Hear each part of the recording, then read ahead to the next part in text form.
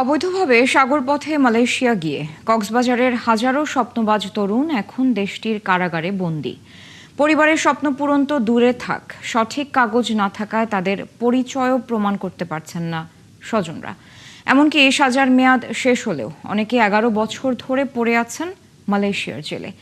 এসব বন্দীকে দেশে ফেরাতে এখন পর্যন্ত প্রায় 400 আবেদন জমা পড়েছে কক্সবাজার জেলা প্রশাসন কার্যালয়ে। কামরুল ইসলাম মিন্টুর প্রতিবেদন, ছবি তুলেছেন হেলাল উদ্দিন। আয়েশা বেগম কক্সবাজার সদরের খুরুশকুলের তরুণ রহিমুল্লাহর মা। 3.5 লাখ টাকা দালালের হাতে তুলে দিয়ে ছেলে রহিমুল্লাহকে পাঠিয়েছিলেন মালয়েশিয়ায়। বলা হয়েছিল কাজ হবে, সংসার বদলাবে, কিন্তু ভিসা না থাকায় সে ছেলে এখন অবৈধ অভিবাসী জীবন নিয়ে মানবেতর দিন কাটাচ্ছে বিদেশের মাটিতে। এখন ছেলেকে ফেরাতে জেলা প্রশাসকের কার্যালয়ে আবেদন করেছেন মা। 29 জন আছে, তারা 29 জন মানুষ ধরা হয়েছে, আরো স্কুলের হজন আছে নজানিতে। কুতুবদিয়াপাড়ার আম্বিয়া খাতুনের অপেক্ষা আরও দীর্ঘ। 14 বছর আগে দালালের মাধ্যমে মালয়েশিয়ায় পাঠানো ছেলে 11 বছর ধরে দেশটির কারাগারে। গত 6 বছর ধরে আম্বিয়া খাতুন কখনো পুলিশ অফিস, কখনো আন্তর্জাতিক সংস্থা, আবার কখনো ঘুরছেন দালালের পেছনে।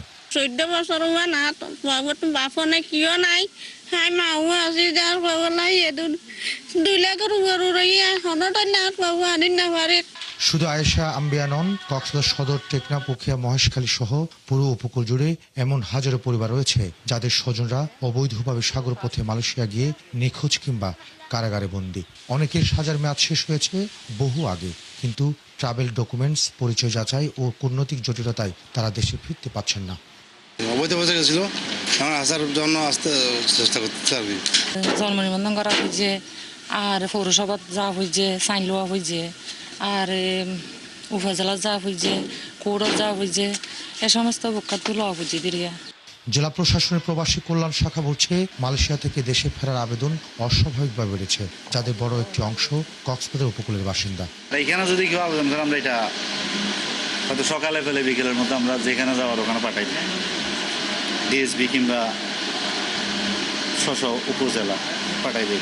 জেলা প্রশাসক আব্দুল মান্নান বলছেন, বিদেশে বিপদে পড়া ব্যক্তিদের আবেদন যাচাই বাছাই করে মন্ত্রণালয়ে পাঠানো হচ্ছে।